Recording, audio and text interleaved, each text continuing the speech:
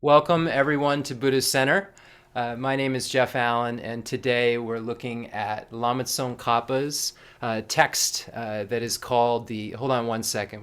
We have it, I think, turned around on this. Let me just see the phone real quick. I think that's true. Hold on one second here. I think that the somehow. Hold on one second, everybody. Just give me a moment. There you are. Huh. All right, don't let it hold you up.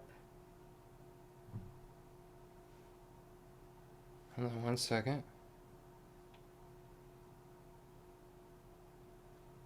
So strange, right? It's Not holding important, me. though. It's not important. Okay. In the grand scheme. In the grand scheme, it's not important. Hold on one second. Oh yeah, there you go.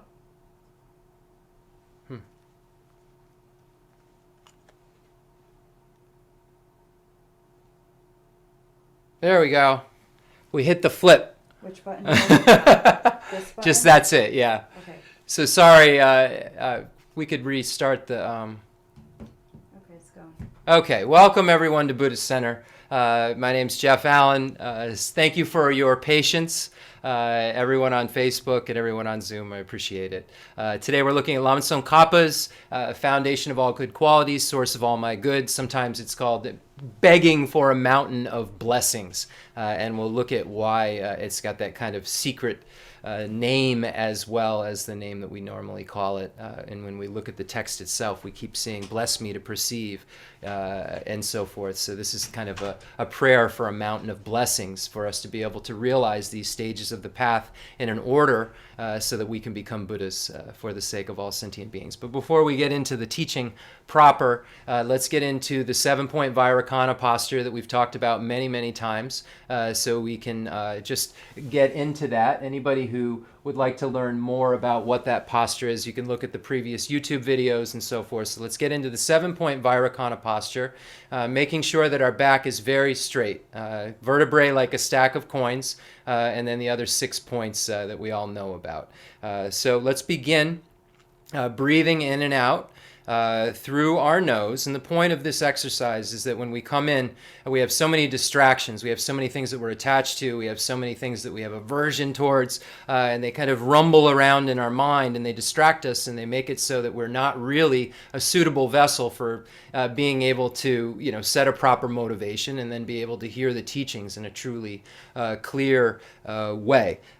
So it's important that we get our minds to a more neutral state, and that's the point of this beginning exercise, is to calm our minds down enough, tell our minds that we're going to engage in virtuous activity, set our minds on specific objects of observation, and then looking to keep away from any kind of distractions that we're having that aren't the objects of observation that we're telling our minds to focus on.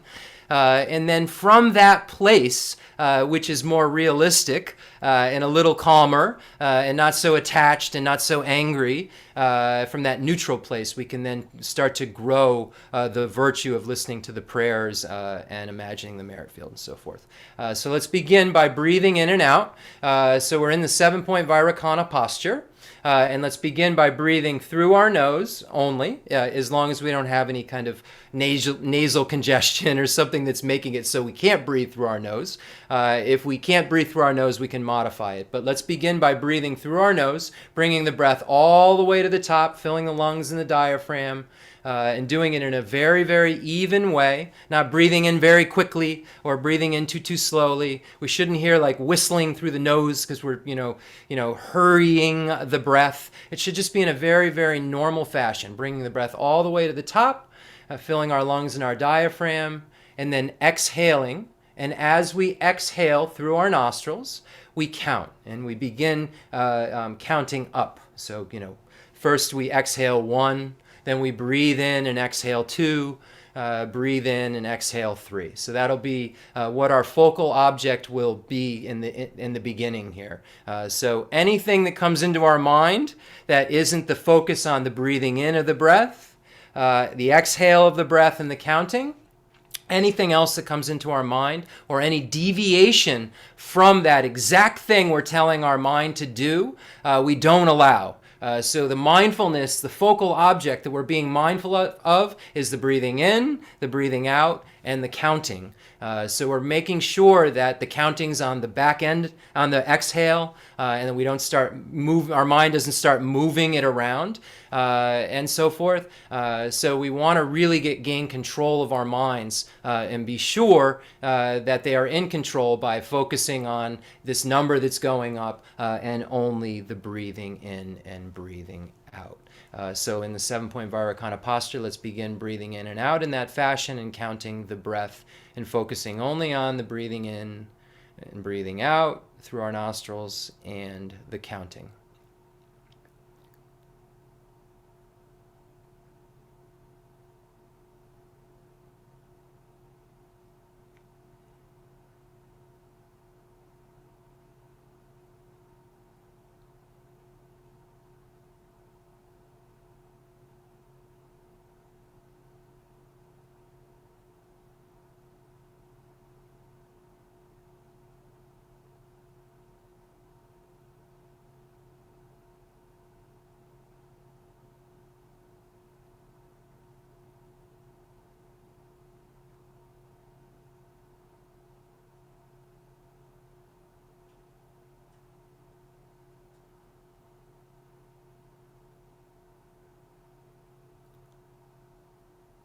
Now as you're breathing in and breathing out and still counting, add the image of Buddha Shakyamuni in the front generation about 2 feet away, eye height, about the size of your thumb, beautiful, radiant, and glowing.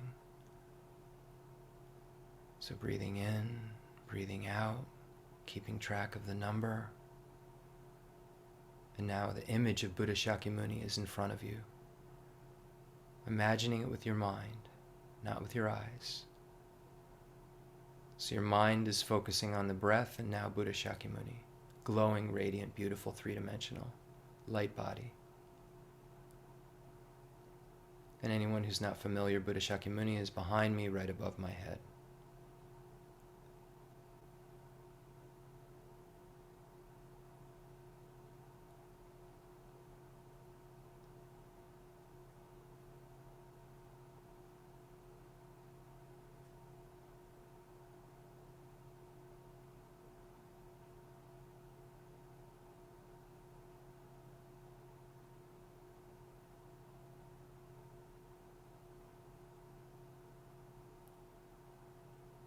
Think about how amazing it is that we're among the few that can imagine this holy, holy being in front of us. And we know what this holy being represents. A being who is completely free of the afflictive obstructions and the obstructions to omniscience. Has abandoned all defects and only has excellent qualities. Perfect wisdom, perfect compassion, perfect power, perfect skillful means. And we today have the ability to think of such a holy being. This holy being we will become in terms of the result, the potential that we have right now within us to become this holy being, this omniscient being.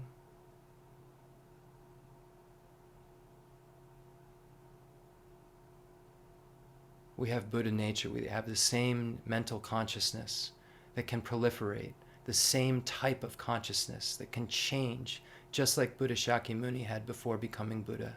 A mental consciousness that could change, that could become pure. And right at this very moment, the nature of our mental consciousness is the same exact nature in terms of ultimate reality as the Buddha's mental consciousness.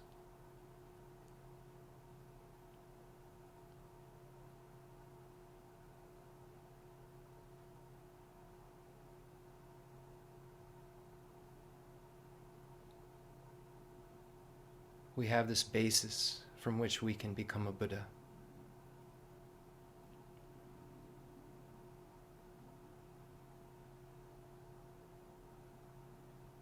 So now we imagine that from Buddha Shakyamuni, the entire merit field explodes into the space in front of us. We imagine that Buddha Shakyamuni has been holding in all of the holy beings, and now they just scatter and are in the space in front of us. Imagine all of the Gurus, Buddhas, and Bodhisattvas. Imagine Khyentse Geshe Wandak in front of us, smiling, so happy. His Holiness the Dalai Lama, Geshe Lobsang Gompo, Geshe Aga, Geshe Dorje Damdu, Demalocha Rinpoche, Lama Zopa Rinpoche, all these holy, holy lamas, Khyentse Pema Jetsun, all these holy, holy lamas that have affected us so much.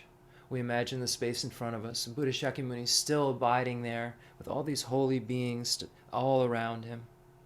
We imagine the extensive deeds lineage that was passed down from Buddha Shakyamuni to Maitreya, to Asanga, Basu, Bandhu, Dharma, Kirti, Dignaga, and all these holy, holy beings. We imagine the space in front of us. We imagine the profound view lineage that was passed down from Buddha Shakyamuni to Manjushri, to Nagarjuna, to Arya Deva, Chandra Kirti, Buddha Palita, Shanti Deva, Chandarashita, Baba Vega, all these holy beings we imagine in the space in front of us. As many as we can imagine.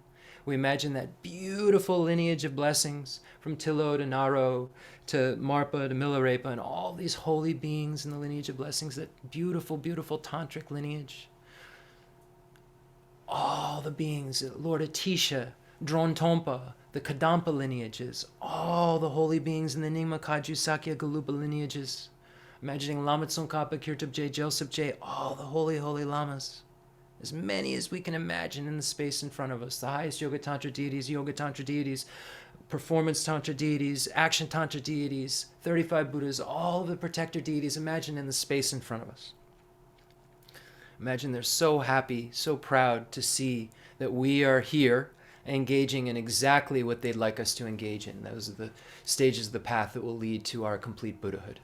All the gurus and Buddhas and Bodhisattvas only care about one thing, and that's us achieving fearlessness and infinite happiness. And the only way that we can achieve that is by engaging in the practices, getting the wisdom arisen from hearing, analysis, and meditation. And all the gurus, Buddhas, and Bodhisattvas are so happy that we're engaging in that process right now that will be necessary for us to engage in to become Buddhas. So they become just so, so happy and so blissful. Now we imagine that ourselves, we are all surrounded by all sentient beings. We imagine that we have infinite arms that reach out and grab all sentient beings in all the varying realms, the hell realms, the hungry ghost realms, the animal realms, the human realms, the demigods realms, the gods realms. Imagine that we're grabbing all of these sentient beings in the three realms of desire realm, formless realm, grabbing all these beings that are sentient beings that still have afflictive obstructions or obstructions to omniscience, and we're bringing them here to this teaching to be able to engage in exactly what they have to engage in from wherever they are at their very, very present moment,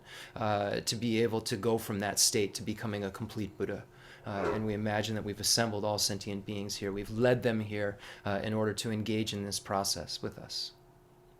Now we imagine that all the gurus, Buddhas, and Bodhisattvas erupt with bliss. They're so incredibly happy that they see every single sentient beings assembled here. No one's bickering. There isn't any bias. There aren't these separations where we see this is a stranger, this is our friend, this is an enemy. We see all sentient beings as equally beings that we want to help.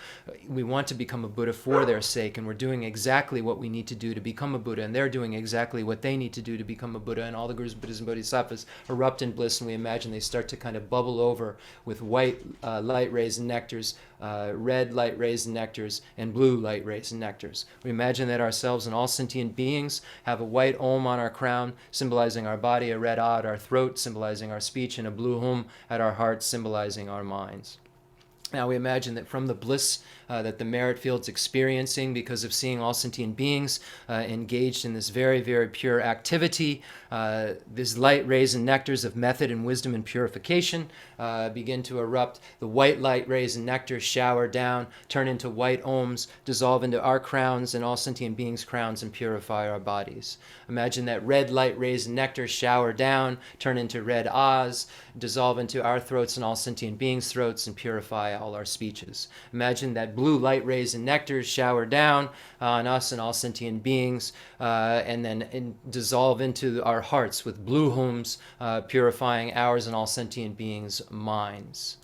So now we imagine, just for a moment, that we've been able to achieve that complete pure state, and that ourselves and all sentient beings are dwelling in the state of complete enlightenment. So we just imagine, let's abandon ordinary appearances just for one moment to leave that seed within our mind, that imprint within our mind of a pure body, speech, and mind. Imagine that the Om has transformed through Gate, Gate, Paragate, Parasangate, Bodhisoha, and that we are all, and all sentient beings are Bodhisoha, that we're at the state of complete Buddhahood. And let's just sit in that reality just for one moment and feel the happiness that would be. Feel that happiness.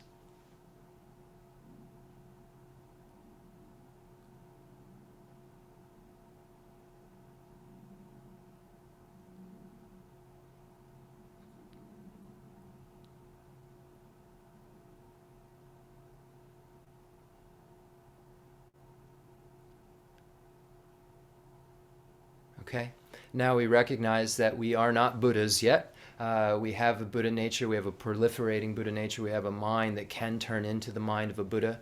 We have this mind that is empty of true establishment, and therefore it can dependently originate into anything. It isn't static. It isn't one thing or another. So our mind has this potential, and right now it has all these stains and defilements that need to be removed. And the way that we'll remove them, and all sentient beings will remove them, is by wisdom combined with renunciation and bodhicitta.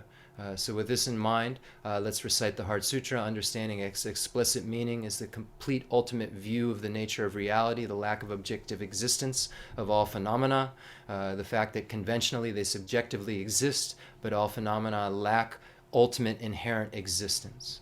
So explicitly we find this teaching in the Heart Sutra, and then implicitly we find the teaching on the 5 paths: the path of accumulation, the path of preparation, the path of seeing, path of meditation, and path of no more learning.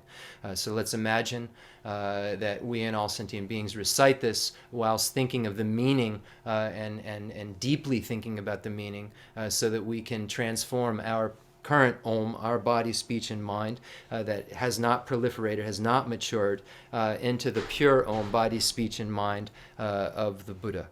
So let's, while imagining this and receiving the blessings from the merit field, and receiving the blessings from the Guru, from Khensur Geshe Wandak, who's inseparable from Tara, inseparable from all of the deities that he has blessed us with and initiated us into, and seeing that really at the root of all of our happiness, the root of all of our goodness, the root of all our ability to go from Gate Gate, Paragate, Parasangate to Bodhisoha, the root of that is this reliance on the teacher and being able to eventually see the teacher as inseparable from the Yidam, from the deity.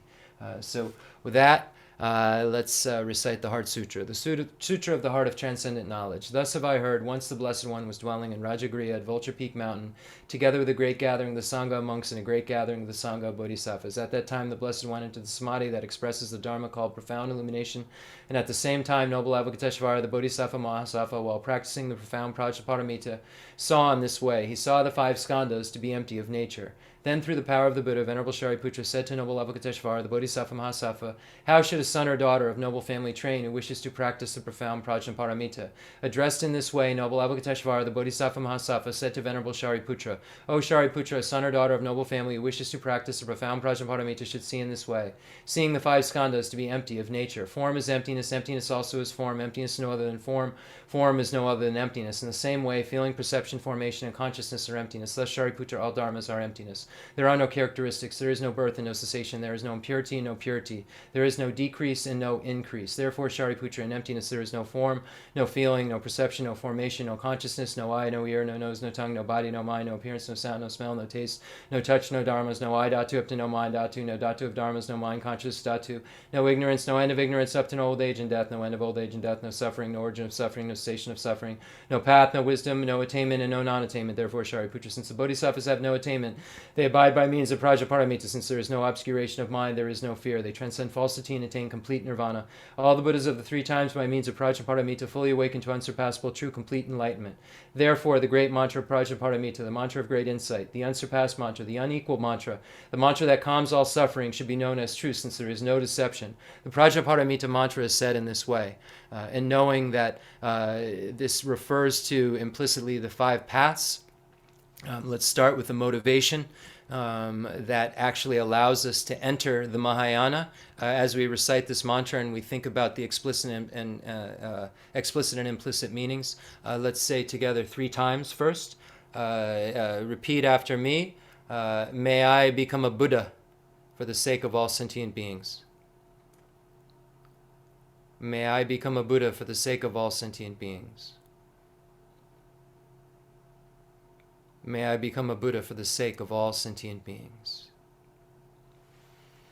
Deyata ongade gade baragade barazam gadi bodhisattva ongade gade baragade Barazam gadi bodhisattva Om gade gade baragade Barazam gadi bodhisattva Om gade gade Baragade Barazam gade bodhisattva Om gade gade Baragade Barazam gade bodhisattva. Thus Shariputra, the Bodhisattva Mahasattva, should train in the profound Prajaparamita. Then the Blessed One arose from that samadhi and praised noble Avalokiteshvara, the Bodhisattva Mahasattva, saying, Good, good, O son of noble family. Thus it is, O son of noble family. Thus it is. One should practice the profound Prajaparamita just as you have taught, and all the Tathagatas will rejoice. When the Blessed One had said this, Venerable Shariputra and noble Avalokiteshvara, the Bodhisattva Mahasattva, that whole assembly in the world with its gods, humans, asuras, and Gandharvas rejoiced and praised the words of the Blessed One. Ngala jube nejo damba nenguje duju ngai du dojin rubaba lama ibu jinzi nezungandro zola jazelo agasamara jashandara samara ebe agasamara jasandara.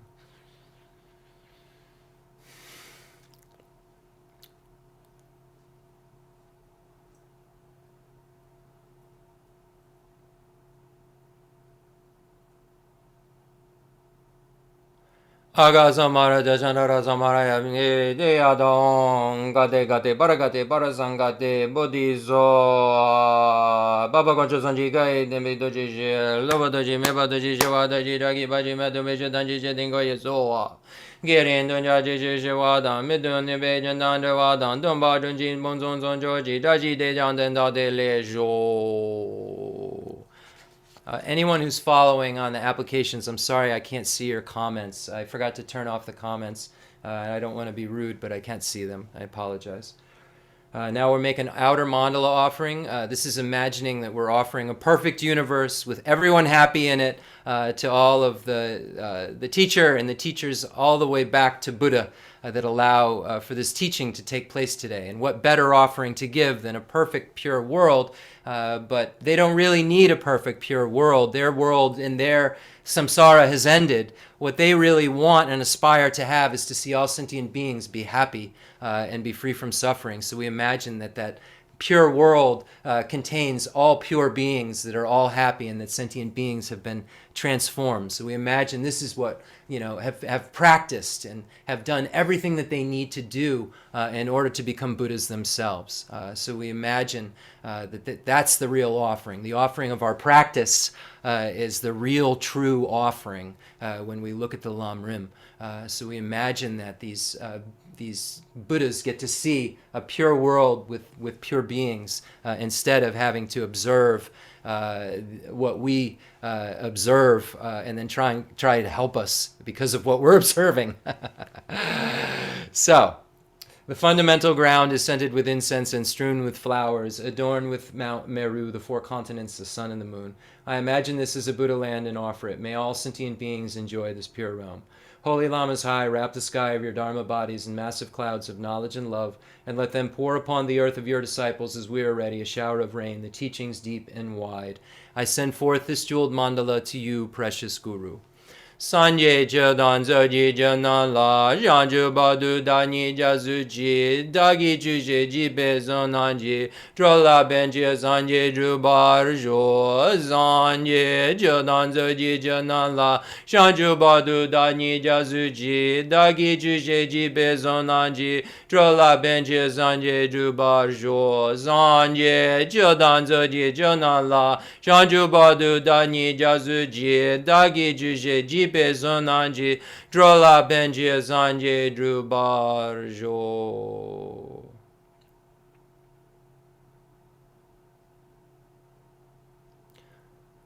Enthused by great compassion, you taught the immaculate Dharma to dispel all perverted views. To you, the Buddha, Gautama, I pay homage.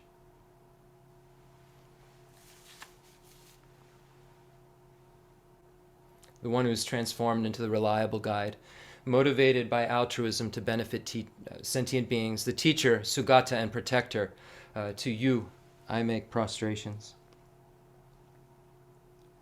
May this teaching be heard and understood in the language of all sentient beings.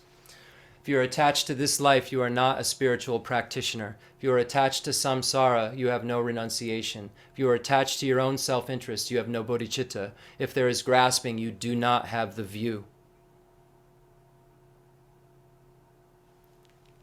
Okay, so happy, excited to look at the source of all my good, foundation of all good qualities. Sometimes it's translated as, we looked at it so many times with Rinpoche, but in kind of shorter teachings. There is actually one quite long one on YouTube that you can go watch on the source of all my good. But a lot of times Rinpoche would do it as a shorter talk or a shorter teaching.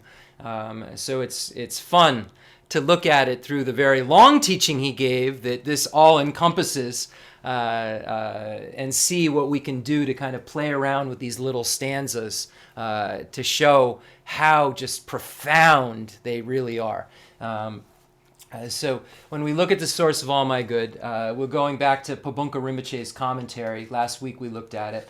And we saw that there are 4 categories of how Pabongka Rinpoche breaks this particular text down. So when we look at the great treatise on the stage of the path to enlightenment, we see that the outline has 4 categories.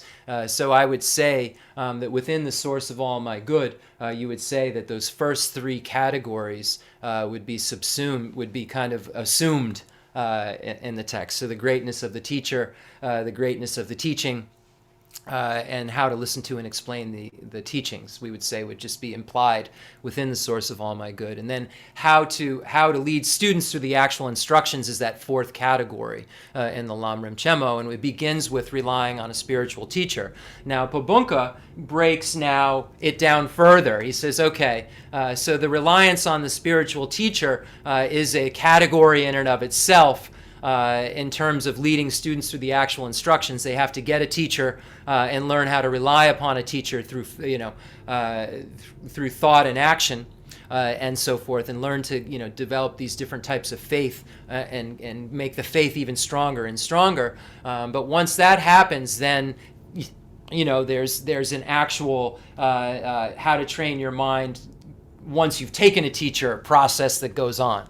So the teacher trains your mind how, by teaching you the stages of the path in the order that they need to be taught in order for your mind to mature from wherever you're standing in your mind state, in terms of whatever your potpourri of good and bad is at this particular moment, how to take that state and turn it into only good. So it starts out, you first find a teacher, and then Pabongka says, okay, now let's get started. So this first stanza, the source of all my good, my kind Lama, my Lord, bless me first to see that taking myself to him in the proper way is the very root of the path, and then grant me then to serve and follow him with all my strength and reverence. Now we can put him or her, but we see that Lama Tsongkhapa is writing this about his lamas. Lama Tsongkhapa's lamas were Manjushri, Randawa, Umapa, so he's saying, the source, taking myself to him in the proper way. So I was looking for justification of the gender specificity in our translation, and seeing that in the commentary we don't have the gender specificity.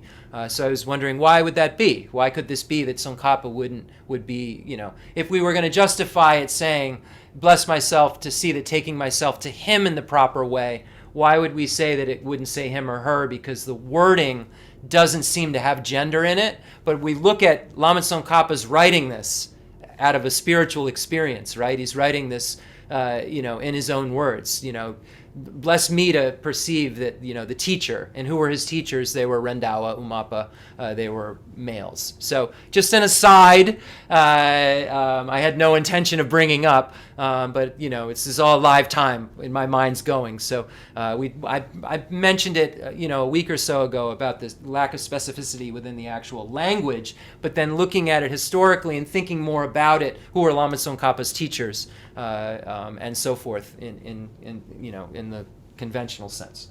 Okay, so the first is the very root of the path, which is how to take a Lama and serve him or her properly. So we see in this commentary it says him or her properly. It says the step of taking a Lama itself is divided into two sections: developing faith in him or her. So developing this faith, understanding, why it would be good to rely upon a teacher. Starting with, you need a teacher to learn anything at a very rudimentary level, going all the way up to you need to understand the inseparability of the teacher and the yidam in order to become a Buddha. So it goes from this very kind of coarse understanding in the Lam Rim that you need a teacher if you want to learn anything, and you need someone who really knows it well if you want to learn it really well. And this is a topic that you have to know perfectly to get it right. Getting it right is knowing it perfectly. It's not something that you can just know pretty well. So you have to start from a perfect source. So we see that teacher is just so important in terms of a kind of rudimentary course, even in conventional terms, we would need a good teacher, and then we would why. But then in this kind of spiritual realm of things, as we start to understand that relationship more and more, and we start to see how that relationship takes us through the various stages of even the highest yoga tantra. How we would be able to, end up in that union, how the Lama would really be that guru devotion, that reliance on the teacher would be just essential to have. So this meaning of relying on the teacher changes as we evolve spiritually. When we first get to the Lam Rim, we just need to kind of know what's left, what's right, and so forth. But the Lam Rim assumes that we have kind of a foundational understanding of Buddhism in general. So when it's saying take a teacher, it's assuming you know what the Four Noble Truths are. You have a kind of a rudimentary understanding of what some of these topics are. When it starts to talk about seeing the teacher in this special way and taking him or her on, it's assuming that you aren't doing that in an unwise way. It's assuming that you have the intelligence to know kind of what a good teacher would have quality-wise, because in the Lam Rim, before you even get to what a good teacher is, and finding a teacher, it talks about how you would teach. So you start to have clues of what a good teacher would need, and then we find all of the excellent qualities in the Mahayana Sutra Alankara, those 10 qualities, and then we find the advice that Lama Tsongkhapa gives in his text about, he says, if you take my advice, man of the land of Gyalkum, take yourself to the ultimate spiritual guide, to one who grasps reality, to one who has controlled his or her senses, who takes your heart away as soon as you lay eyes on him. To that one, when you follow what he teaches, the good in you begins to flower and the bad in you begins to fade. So you find a teacher who has these qualities, who will allow you to evolve, will make you evolve. These qualities that you see that they have, and when we look at the Mahayana Sutra Alamkara, we see these qualities where it says that, hold on one second.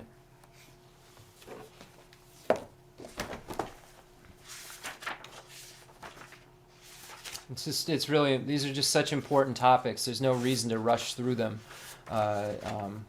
We can look at them through the lens of the great texts, and then we'll know that we've been thorough. So we say they rely on a Mahayana teacher in the Mahayana Sutra Alamkara, whose discipline, serene, thoroughly pacified, has good qualities surpassing those of the students, is energetic, has a wealth of scriptural knowledge, possesses loving concern, has thorough knowledge of reality, a skill in instructing disciples, and has abandoned dispiritedness. And then we also find in the Tantra requested by Sabahu, it says, just as a chariot with one wheel will not go down the path even though it has a horse, so too, without assistance for meditation, people will not gain attainments. These assistants should have intelligence, a good appearance, great purity, be of reputable lineage and inclined toward the teachings. They should have great confidence, perseverance, and have disciplined the senses. They should speak pleasantly, be generous and compassionate, forbear hunger and thirst in the afflictions, and not worship other deities and Brahmins. They should be focused, adept, grateful, and have faith in the three jewels. And since those who have all such good qualities are very rare in this age of strife, mantra practitioners should rely on an assistant who has 1/2, 1/4, or 1/8 of these qualities. And then Atisha says that we can use this as a frame of reference for the teacher too. So then in closing about the teacher, Pabongka Rinpoche says, at a bare minimum, a Lama must surely fit the following description. He must occupy himself more with the Dharma than the things of this world. He must as well occupy himself more with the concerns of the future life than with those of the present one. So if you're attached to this life, you're not a spiritual practitioner. If you're attached to samsara, you have no renunciation.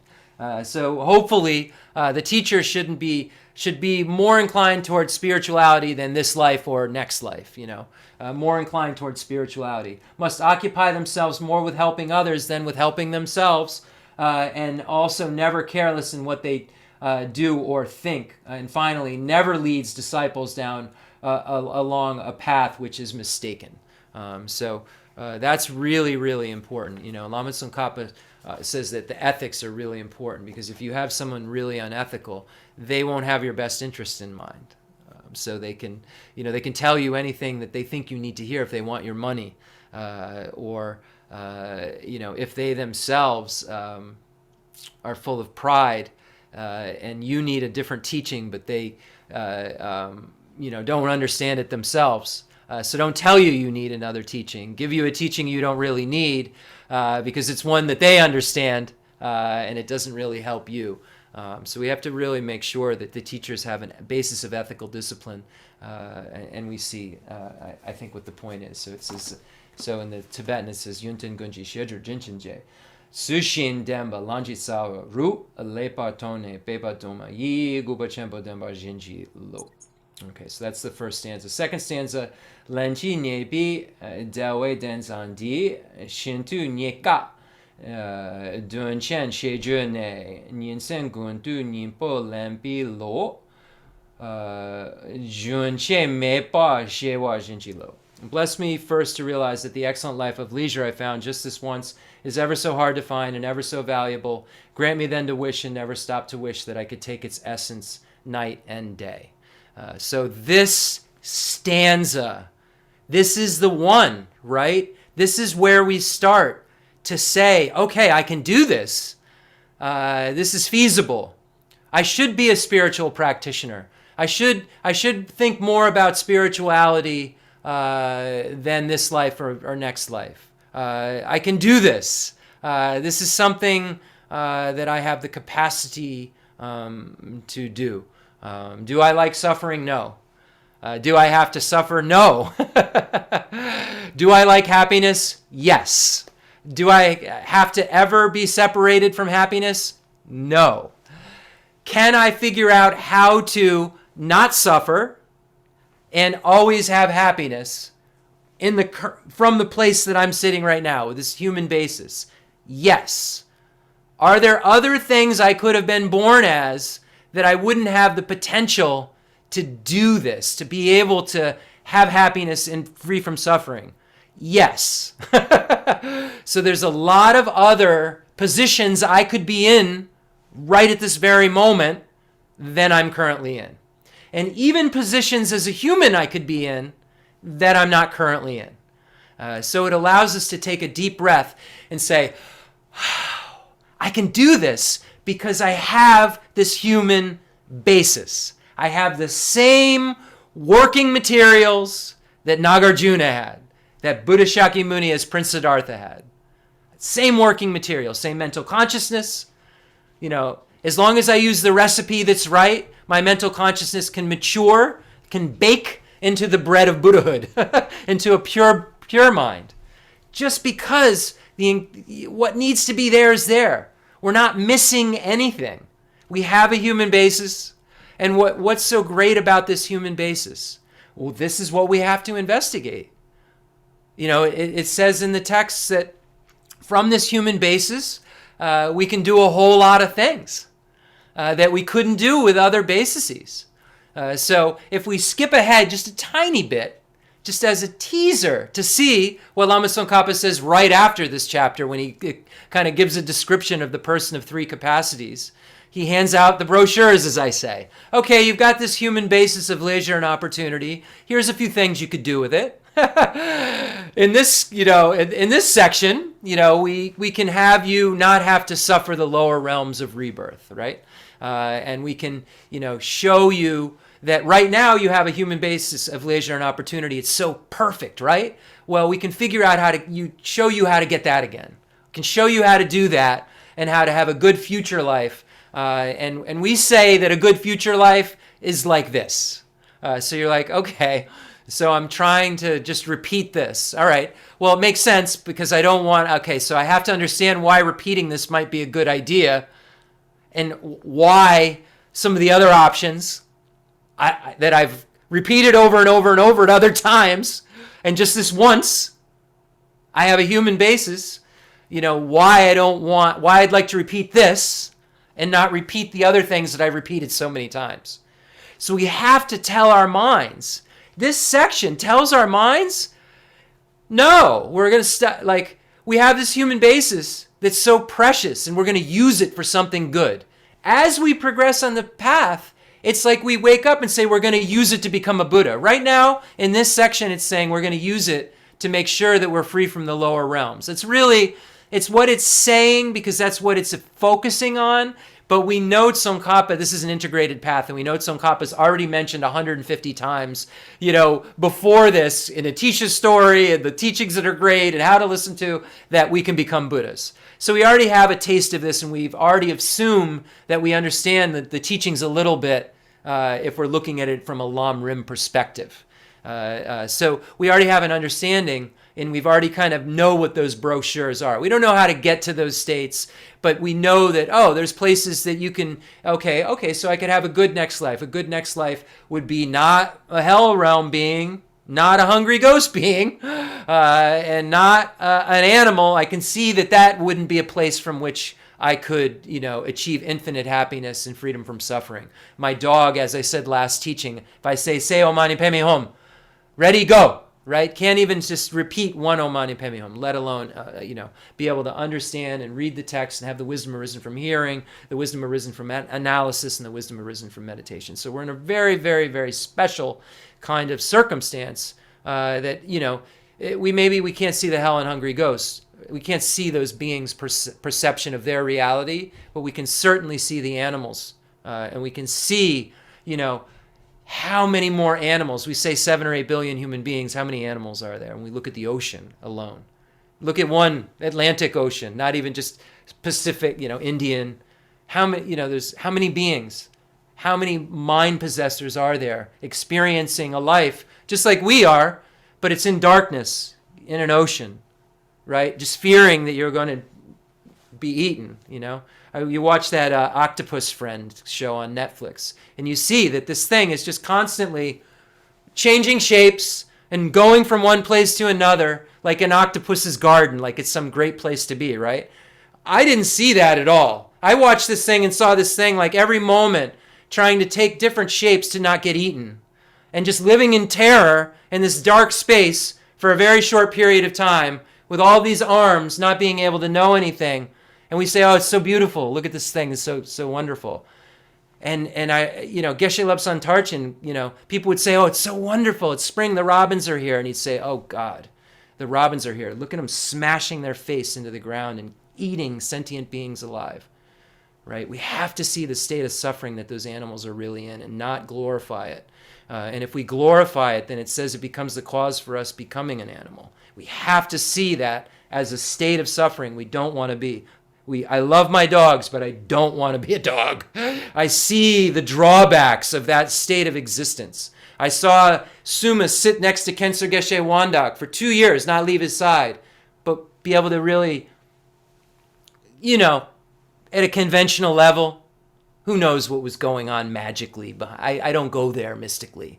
At a conventional level, what could Suma really hear or get? Maybe the imprints like Basu Bandhu's pigeon, right? Maybe some imprints for next time. But here we are. We don't have to worry about next time. We're here right now, human basis. We're not an animal, not a hungry ghost. We don't live in a hell realm. So when we start to look at what leisure is, a leisureless state is a state from which we can't practice Dharma.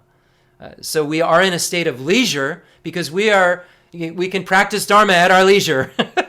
We don't have anything keeping us from doing it besides our own minds. We don't have, any kind of hindrances in terms of the availability or where we are and so forth. So it's important to see that. So when we look at what could we do with this human basis, well, we could be free from the lower realms of cyclic existence. From this very basis, we can learn exactly how to do that and how to get a basis like this again, to be able to, and even if we want mundane states, how to go to the highest peak of cyclic existence. We can do it from this basis. It's not advised when we learn the Lam Rim, but we could. We can fly. We can do all kinds with our minds, we can do all kinds of fancy things with this human basis in a mundane way if we want. But that's not really suppression of suffering. Doesn't really make sense because we know we don't like it. Well, why would it make sense to just, if I said to you, I can end suffering for good, or in 10 years you can have it, it's a no-brainer. You don't want it in 10 years. It doesn't make sense. So when you study the Lam Rim properly and you see, oh, I could be in the peak of cyclic existence and bliss, and I could do all this, and I could fly with my mind. Oh, but then in 10 years I have to do this again? It doesn't make as much sense because you see the kind of it doesn't make sense to have a temporary suppression of sufferings, of course sufferings. And even though you're not having to do that lower realm business, it's still not satisfactory. And then Tsongkhapa gives you the brochure and says you can have an abiding nirvana then. You can get rid of the afflictive obstructions by, having renunciation and desire to definitely emerge from cyclic existence. With this human basis, with this mind you have, this basis of mind, make it want to get out of cyclic existence and then make it focus on emptiness. Calm it down enough to focus on emptiness, and then you'll be able to uproot cyclic existence and be in an abiding nirvana by getting rid of the afflictive obstructions. You have afflictions because they came about, from the ultimate affliction, which is the grasping at the conception of the I and phenomena as having some sort of true establishment, that the self of I and the self of phenomena has some sort of independent, objective existence.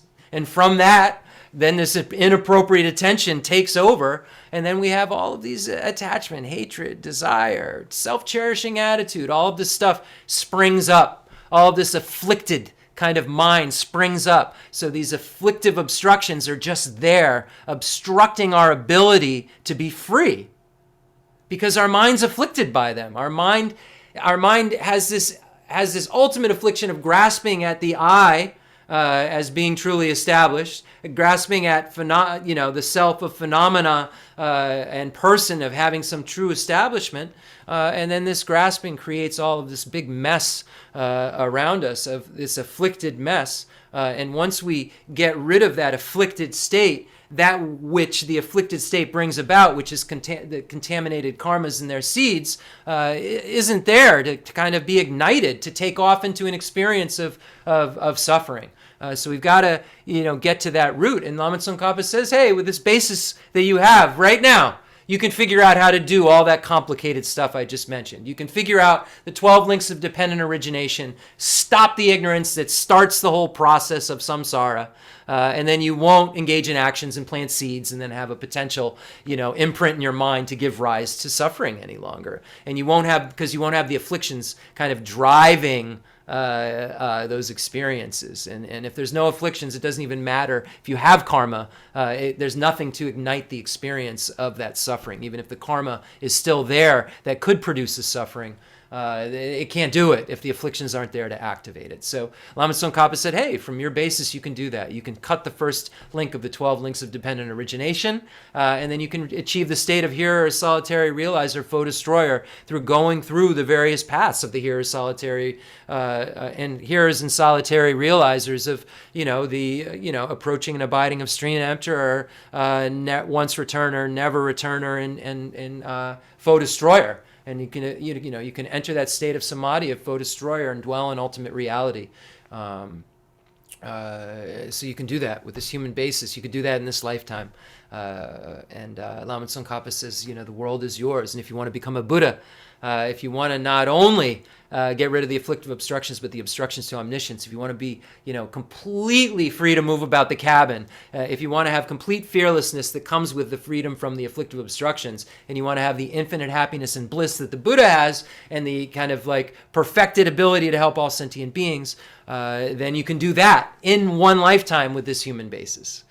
So from the place that you're sitting right now, you could become a Buddha and you wouldn't have to die.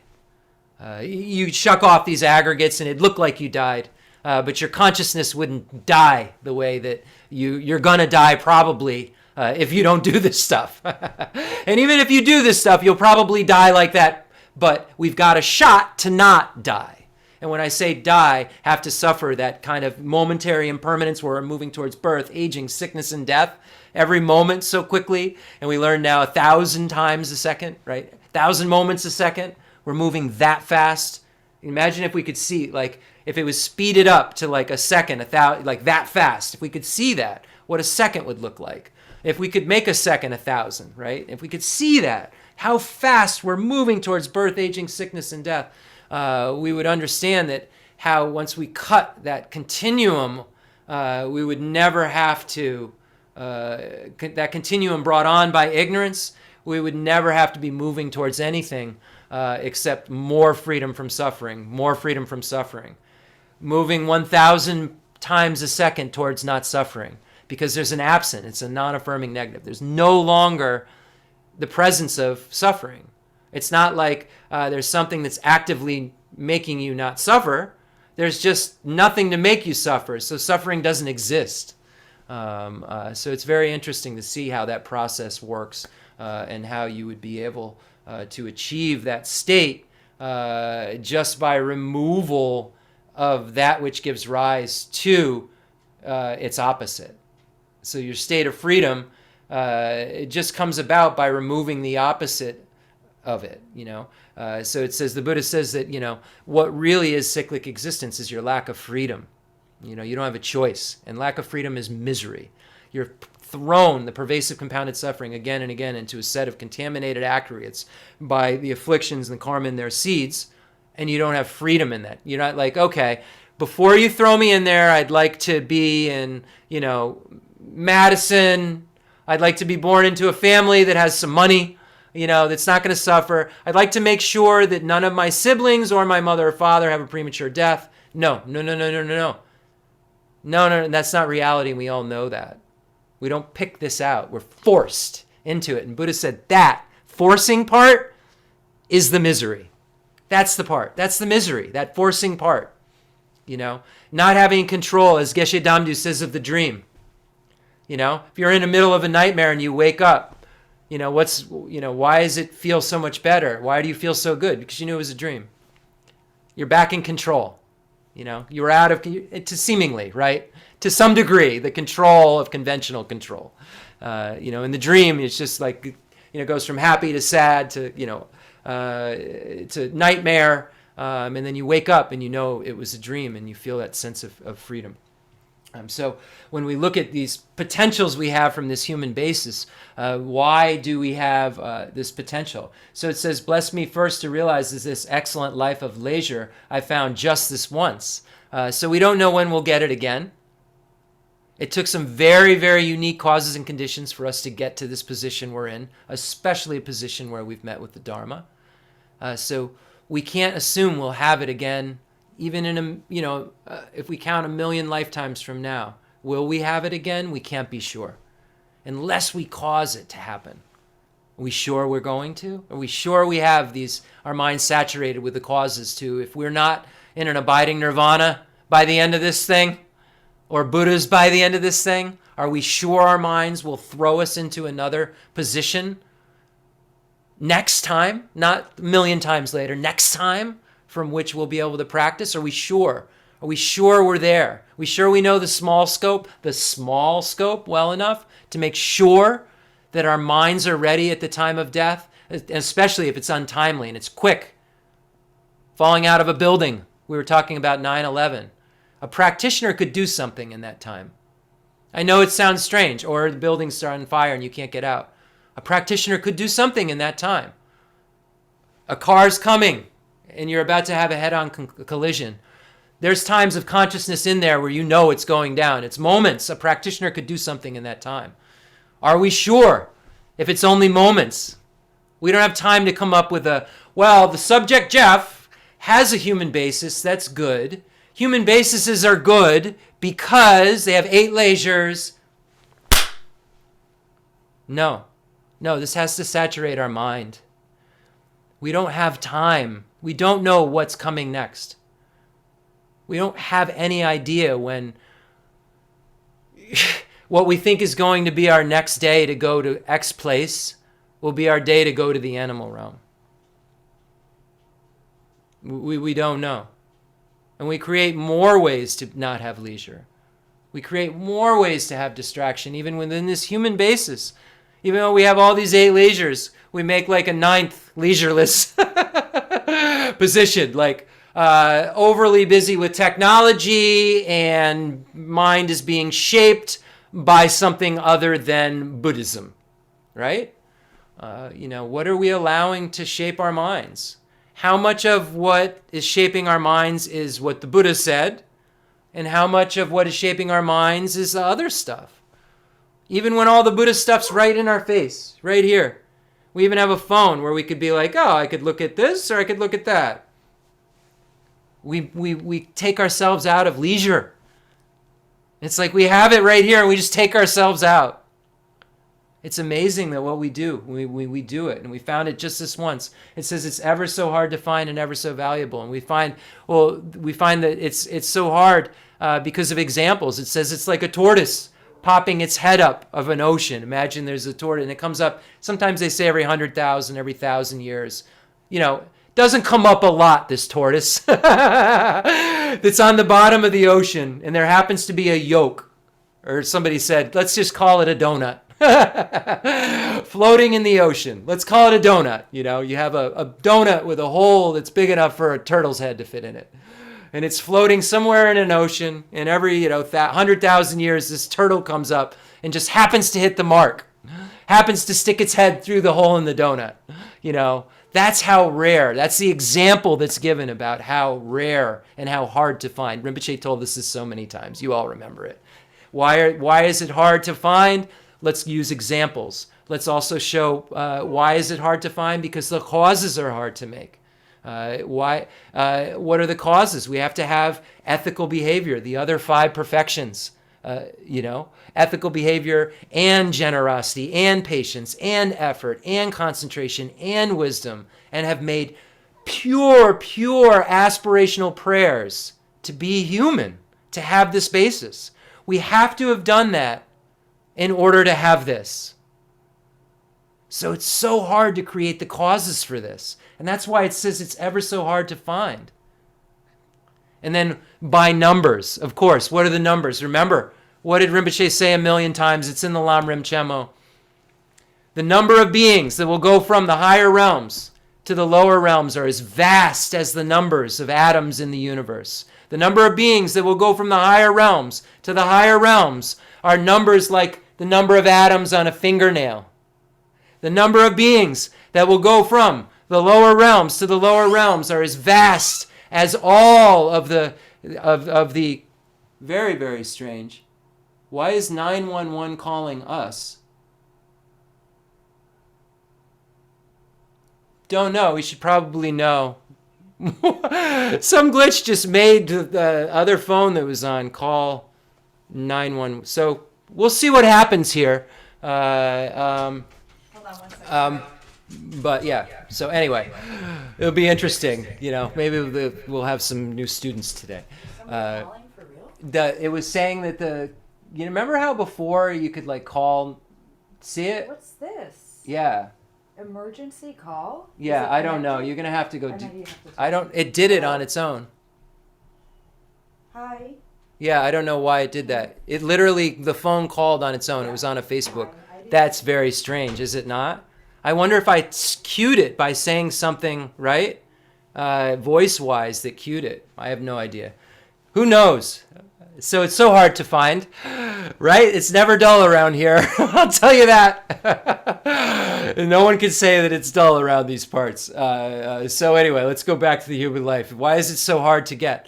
So go from the lower realms to the lower realms is vast as the atoms in the universe. Go from the lower realms to the higher realms, number of atoms on a fingernail. So we see that the numbers of beings that will have the ability to achieve a rebirth in the higher realms, it's so rare. And it says it's ever so valuable. Why is it so valuable? It's valuable because from it we can become Buddhas. What's so valuable about it? Here we need to start get into Buddha nature, I think. I think that here's an appropriate time to talk about this human basis that we have and why it's so valuable. So we know that we have just real quickly, it says that we're excellent life of leisure. Why doesn't it say leisure and opportunity? What's the reasoning behind that? Usually we see the 8 leisures and 10 opportunities. And Pabongka Rinpoche says that Lama Tsongkhapa is being very skillful here because technically we don't have the 5 outer opportunities because we're not at a time when Buddha is in the world. And technically speaking, we can say our teacher's the Buddha, but technically speaking, we can't say that the Buddha is actually in the world at this very, very moment. We can't say that. We can say, we could say that facsimiles of it are, and then we can't say that direct disciples are teaching the Dharma, like literally Buddha Shakyamuni taught Shariputra. Shariputra is not teaching the Dharma right now. So when we look at the internal opportunities, when we look at those 10, why didn't Lama Tsongkhapa put leisure and opportunity? He only put leisure. We definitely have the 8 leisures, inarguably. But we don't necessarily, unless we look at them in terms of the guru and lineage, have all 10 opportunities. We have the first 5 internal opportunities, born as a human, born in a central person land, have all our faculties, we're not lost by irreversible karma, and we have faith. And there's a feeling of faith. So we have all of those present. But the outer 5, the Buddha is here and taught the holy Dharma. The teaching remains, as do the ones who follow it, and there's compassion for the sake of others. Then that becomes difficult because it says that here the Buddha must have come and still be present in the world. So that's one qualification for that within an outer. And we know that that's not truly happening. He or his direct disciples must be teaching. That's not true. Technically speaking, Pabongka's saying, the resulting teachings must also remain, and this during the period before his final passing beyond sorrow. So when it says the teachings remain, technically that means before the Buddha's gone to nirvana. Technically. And certain of his disciples must observe other disciplines actually achieve certain of his disciples must observe other disciples actually achieve the 4 results after he taught them. and these disciples must undertake to follow the same practices too. So there must be students of students that are being realized, and students of the actual Buddha that are teaching these students. So we see that some of these, the 4 of the 5, we can say that there's benefactors, compassion for the sake of others, but 4 of the 5. Everything okay, hon? Yeah, they just wanted to say hi. No, I'm just kidding. It accidentally dialed it. Oh, by voice command, right? It must have been a voice command. I don't know. She was having a hard time believing that it was really okay. I said, no, I'm really fine. Oh, it's interesting. Yeah.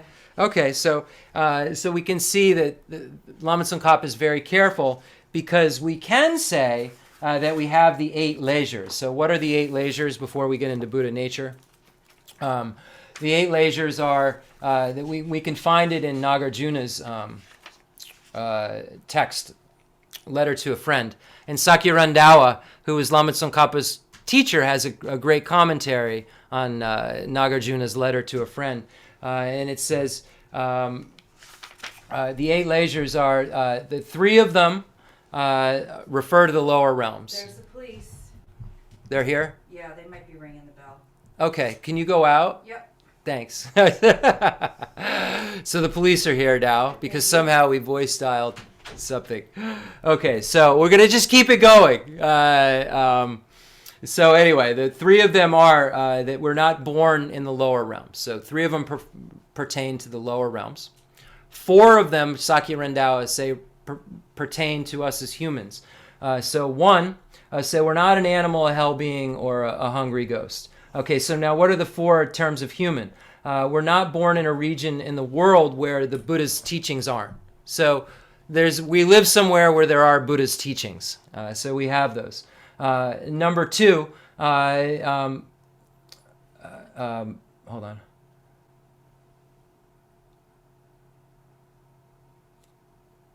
Okay, so even, so we're not in a world where the Buddhist teachings aren't. So we don't live in that kind of world. And it says that even if we did live in a world where the Buddhist teachings are present, we didn't take place in some remote region where we wouldn't be able to hear them, or we wouldn't have access to them. So not only do we see that the Buddhist teachings are in this world, they are still here. This doesn't mean that the Buddha's here and the Buddhist students. This is referring to the Buddhist teachings remain in this world. And not only do they remain, but we haven't taken birth in a place where in a remote place where no one's ever heard of them. We're somewhere central. And it says, okay, hold on. So then it says, hold on one second. Okay, so then it says that not only are we not somewhere where the Buddha's not in the world, and that the place that we live, the Buddhist teachings aren't, we're someone who could hear them. We have our faculties in a way that we could hear them. And we aren't somebody who just has complete lack of faith, that adheres to wrong views completely. We aren't someone who believes in that sort of way. We don't have a complete lack of faith, wrong views, believe karma's wrong, believe there are no Four Noble Truths. We don't have this kind of adversity. So we don't have that. And then those are the 4 that pertain to us as humans. And then the one thing that pertains to something else is we're not a long life deity. And then some texts say long life deity here is referring to formless realm beings. Some texts say it refers to desire realm pleasure gods. So regardless, we aren't in a position where it's so fun that we won't practice Dharma, or so bad that we won't practice Dharma, or somewhere that we can't practice Dharma, or someone that can't practice Dharma. So we're not we're not in any of those positions that we could be. And what position are we in? We have this human basis. Wow, they really are requiring explanation at our own home as to why our iPhone. It's good though. It makes me feel safe, right? That's what we want. That's why we are safe, is because someone, when they think there's trouble, comes to your door to make sure you're okay. So I really rejoice in the fact that we have these protectors. So everything okay? I just have to tell the Dharma class a quick story. So he came to the door and he asked if there was still an elderly gentleman living in the other end of the house. Yes. And I said, no, unfortunately not. And he said, I'm so sorry, but he said, I'm so glad I got to meet him because I can still feel his presence. Wow. Did everyone hear that? A cop that met Yeah, him the one time. police that came here had met Rinpoche and said they could still feel his presence and asked if he still lived here. Rinpoche blessed and touched everyone in his life in some way or another. So we're not in any of those positions. So what position are we in? We have Buddha nature. So what the heck does that mean? We're going to get into that a little bit tonight. So are we Buddhas already? No. We are not Buddhas already. Sometimes the Buddha said things and was saying them figuratively for folks that need a little bit more to hold on to. So the Buddha definitely said, you have this right in you right now. You have the 32 major marks and 80 minor marks, and you have this Buddha that's just got to kind of hop out. And the Buddha was referring to emptiness of the mind and the potential for the mind to proliferate into the pure, to remove the adventitious stains. That the mind had this pure nature that wasn't mixed up with the stains. The stains were just kind of around it. But they weren't its nature, that they were kind of add-ons, and that the mind has this empty nature that isn't this or that, that's not truly established. And this mental consciousness that we have, that every being has, whether hell, hungry, ghost, animal, human, demigod, or God has, every being has a mental consciousness that can proliferate, can mature into the state of Buddhahood. And every being has a mental consciousness that's not truly established. The Buddha nature is that we don't have a mental consciousness that has this, nature of this or that, this nature of defilement. It's naturally pure. It's naturally empty. Emptiness is not defiled. Emptiness is naturally not this or that. So these stains of attachment, hatred, and desire, this grasping at the eye as being truly established, this ignorance isn't what it naturally does. And when we look at the Tantrayana in the highest Yoga Tantra, we say that the clear light mind doesn't even grasp, that this most subtle nature of the mind doesn't grasp. We have a part of us that we don't access, but that doesn't grasp at anything as being truly established. So it's this kind of indestructible Vajra state of mind that we have, but we aren't dwelling in it currently. We're dwelling in our mind that has this natural purity that we can find, this treasure within it, but it's currently kind of concealed by the defilements. And once the defilements are removed, and that loving mind is produced in mixed with wisdom, then we can remove all of these things that the Maitreya talks about in the Uttara Tantra. So we're not going to be able to get to much of it, but we're going to have a little bit of a teaser, a little Maitreya teaser tonight, and then we're going to get more into it.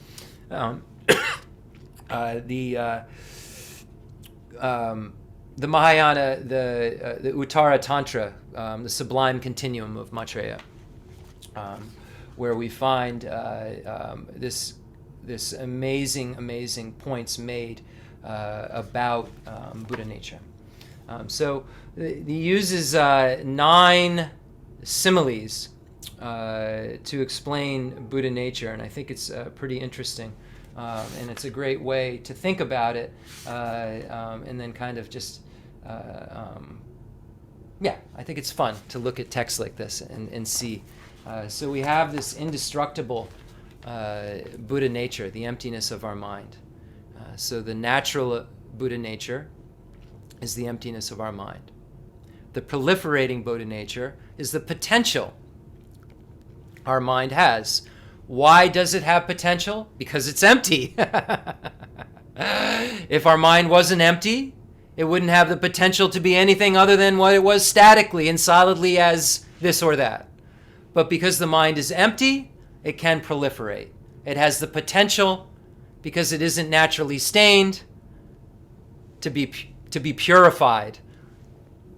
It isn't pure right now because it has all of the defilements. So what is the mind, what is this Buddha nature likened to? So such beautiful, beautiful points that are made. And it says that this Buddha nature, the seed of the Tathagata, abides within the shroud of the afflictions, Maitreya says, and should be understood through 9 examples. Okay, just like a Buddha in a decaying lotus. So a Buddha inside a decaying lotus that's rotten and stinky. Honey amidst bees.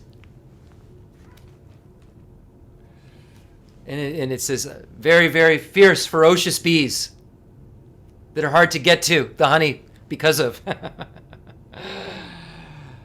A grain in its husk. Gold and filth. A treasure underground. A shoot, and so on, sprouting from a little fruit. A statue of the victorious one in a tattered rag. A ruler of mankind in a destitute woman's womb. A precious image under a layer of dirt or clay. This Buddha element abides within all sentient beings, obscured by the defilements of the adventitious poisons. So it's really interesting. It says honey. It says that the defilements correspond to the lotus. The insects, the husk, the filth, the earth, the fruit, the tattered rag, the pregnant woman direly vexed with burning suffering, and the clay, the Buddha, the honey, the grain, the gold, the treasure, the Nyagrota tree, the precious statue, the continent's supreme ruler, and the precious image are similar to the supreme undefiled element. So the defiled is like seeing that in the calyx of an ugly colored lotus. So in the center of an ugly colored lotus, a Tathagata dwells ablaze with 1,000 marks. A man endowed with immaculate divine vision takes it from the shroud of a water-borne petals. So these examples that are given are later. It goes to say that it's like the victorious one is like a when the example. I'm not going to read through the whole thing, but these examples of treasures that are hidden beneath the ground and gold in filth. And then an example is given as imagine if a man or woman had lost a whole bunch of gold and it fell into a mass of excrement and dirt and so forth. The gold is still the gold. It's still the gold, right? But now it has to be found. And imagine then if like someone with divine eyes, someone who could, had clairvoyance, could see this gold is mixed in with this filth, and this, say it's got dropped gold and it's dropped into a septic system, right? That's full, and there's a divine being that can see it's in there and then says, hey, you over there who's poor, there's actually gold in that septic tank, using modern terms. That's what the Buddha's doing for us, pointing out that, hey, there's gold in the septic tank of your mind. There's Buddha nature. All those defilements aren't the nature of your mind. There's gold in there. There's gold to be found, and that gold to be found is your Buddha nature, is that emptiness of the mind that can be proliferated into a Buddha. That's what I'm telling you have, that you can become a Buddha because your mind is empty. Your mind has no objective existence. If your mind had objective existence of impurity, then it couldn't proliferate into purity. But because your mind does not have objective existence of impurity that's naturally stained, the purity is its emptiness, which means it can dependently originate into this or that. So that fact that it's empty means that it can proliferate. So that's the Buddha nature. That's what the Buddha shows us is hidden. That is not that we're Buddhas already, or immature Buddhas. That's another fun one I've heard recently. We're immature Buddhas. No. We could say it like that if you need to for your own well-being, because Buddha said it to some people for their own well-being. But if the adults in the room are talking, those adhering to Madhyamika view, the second turning of the wheel of Dharma folks, those folks looking at it through the eyes of Nagarjuna, Aryadeva, and Chandrakirti, in Shantideva's 9th chapter, we say that we have this empty mind that right now has defilements, it's not naturally defiled because it's empty, and that's our Buddha nature. That it can proliferate. We have a mental consciousness that's momentarily changing. It's not static. It's not always suffering. The suffering's origin can be removed. The origin of suffering is the ignorance, and therefore the Buddha nature can be found. That treasure can be found. And then it goes on to say it's like a poor person who, if only could be told they had a treasure buried beneath their floor, and they could start ripping the floorboards up and open the treasure so they could go buy themselves some food.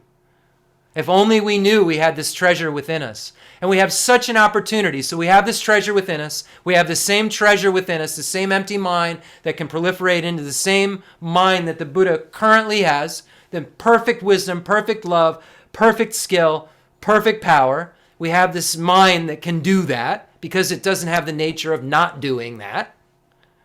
So we have this mind that can do that. And we have a human basis that we can do that from. Milarepa had the same human basis and was able to do it in one lifetime and didn't have material resources. We have material resources. We can do it in the comfort of our own home, exactly like Milarepa did. We can do it not in a cave, because renunciation isn't throwing all your stuff away. Renunciation is your relationship to all your stuff. So you can do what real Milarepa did on whatever your address you're sitting at right now. Why? Why? Because your mind's empty.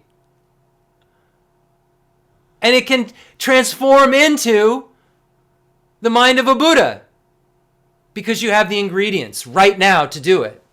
There's nothing lacking. Nothing whatsoever lacking except the wisdom arisen from hearing, the wisdom arisen from analysis, and the wisdom arisen from meditation. The only thing lacking is that you haven't gotten to Ngate, and then to Gate, then to Paragate, then to Parasamgate, and that's why you're not Bodhisoha. That's it. But you will be Bodhisoha because your mind's empty, and Prince Siddhartha's mind was empty, and then he went Gate, Paragate, Parasamgate, and now Prince Siddhartha is Buddha Shakyamuni, Bodhisoha. And that's what this human life of leisure can provide us with. And this human basis is a basis from which we can practice Tantrayana.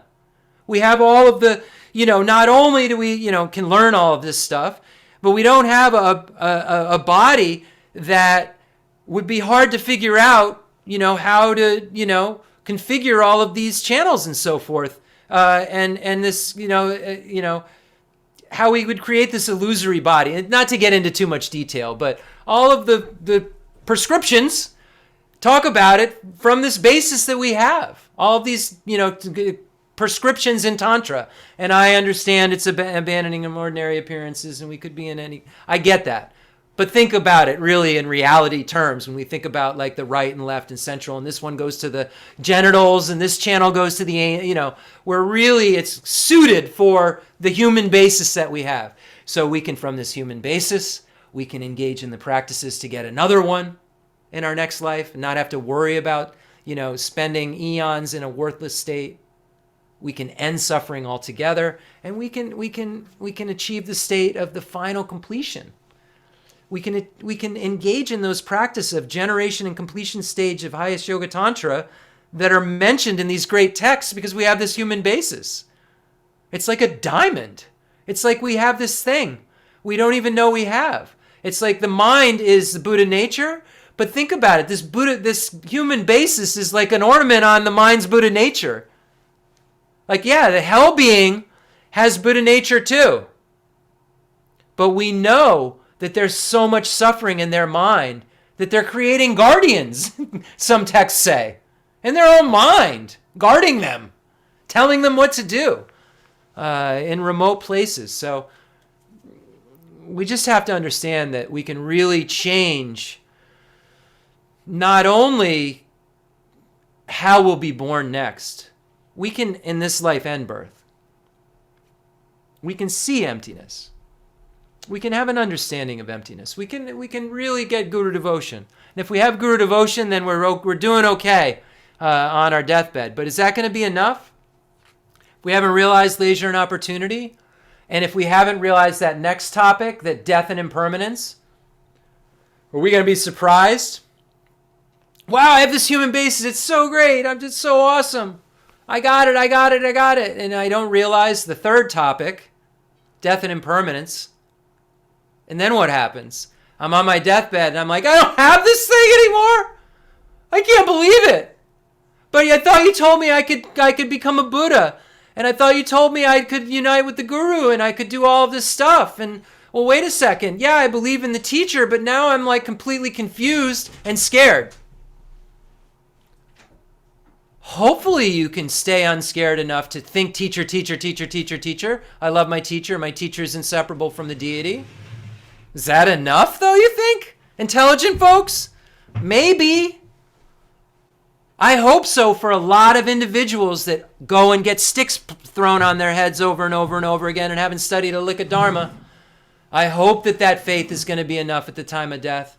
I hope that they know that it may just be a hit on the head that's going to whack them in a million lifetimes into a relationship. I hope that they know that it's that short-sighted potentially. If we don't study and we don't practice the Dharma, and if we're doing it because it's like some kind of like exercise and fun, like some kind of like cultural exotic exercise that we're doing, then what are we even really doing? If we're attached to this life, we're not a spiritual practitioner. If we're attached to samsara, we have no renunciation.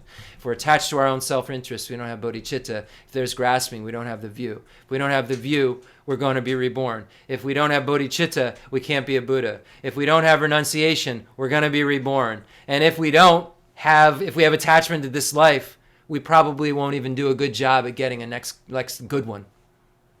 Really, these are very profound topics in this human life of leisure and opportunity that we look at. And we see that we have these 8 leisures and what those opportunities are like.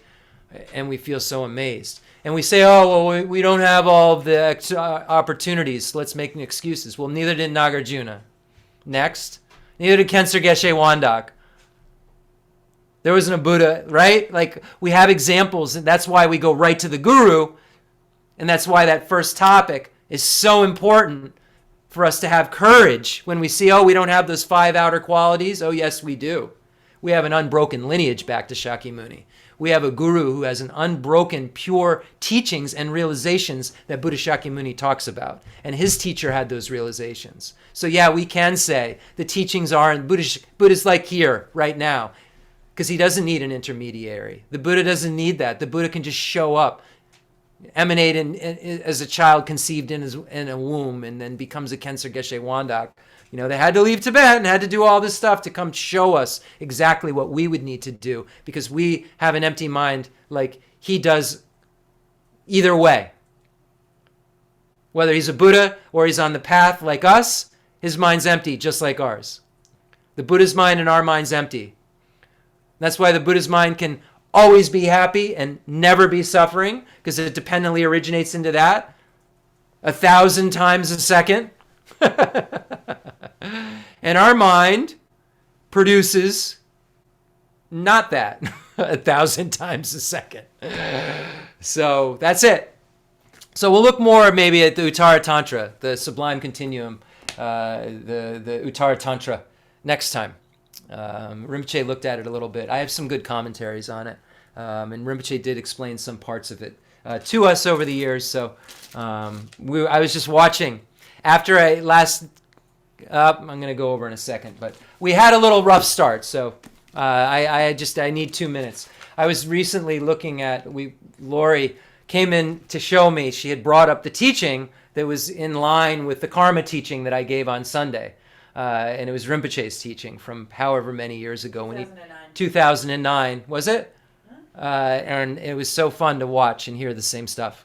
It just like, that's why I feel him right here when I talk, because it's just like, I was just sitting there listening to it like, you did it. You did it. Yeah. You did exactly what you were trying to do. You tried to take this numbskull and shove this information into its mind and make it so that you could then, when you died, because all compounded phenomena, all composite phenomena are impermanent, that this pure teaching wouldn't.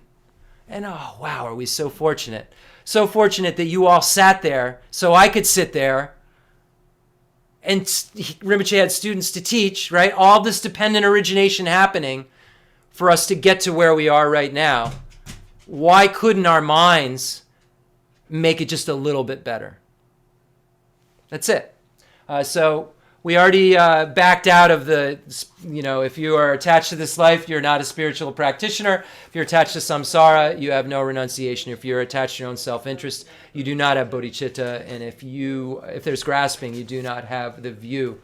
Enthused by great compassion, you taught the immaculate Dharma to dispel all perverted views. To you, the Buddha, Gautama, I pay homage. So happy. So happy to give these teachings. Thank you, everyone. And we even got the police involved tonight. It was such a serious teaching. The police came. I think she heard your teaching. She said, oh yeah, and they actually 911 was on for like 30 seconds. So no they more, like a long time. Oh, they were on for a Since long the time. beginning, I think. I see. So I see. Okay, interesting. The fundamental ground, the Thanksgiving offering for the teaching.